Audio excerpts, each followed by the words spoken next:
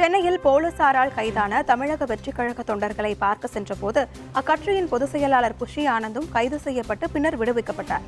சென்னை கிண்டியில் உள்ள அண்ணா பல்கலைக்கழகத்தில் மாணவி பாலியல் வன்கொடுமை செய்யப்பட்ட சம்பவம் பெரும் அதிர்வலையை ஏற்படுத்தியது. இந்த சம்பவத்தை கண்டித்து தமிழக வெற்றிக் கழக தலைவர் விஜய் கைப்பட கடிதம் எழுதியிருந்தார். மாநிலம் முழுவதும் தமிழக வெற்றிக் கழக தொண்டர்கள் விஜய் எழுதிய கடிதத்தை பொதுமக்களுக்கு விநியோகம் செய்து வருகின்றனர். இந்த நிலையில் சென்னை தியாகராய நகரில் தமிழக வெற்றிக் கழக தொண்டர்கள் பொதுமக்களுக்கு விஜய் எழுதிய கடித நகல்களை விநியோகம் செய்தனர்.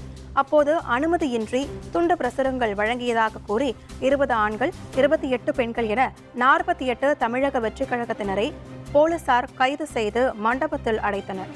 அப்போது அவர்களை காண தமிழக வெற்றிக் கழக பொதுச் செயலாளர் புஷி ஆனந்த் சென்றார். அப்போது புஷி ஆனந்தையும் போலீசார் கைது செய்த நிலையில் சிறிது நேரத்தில் விடுவித்தனர்.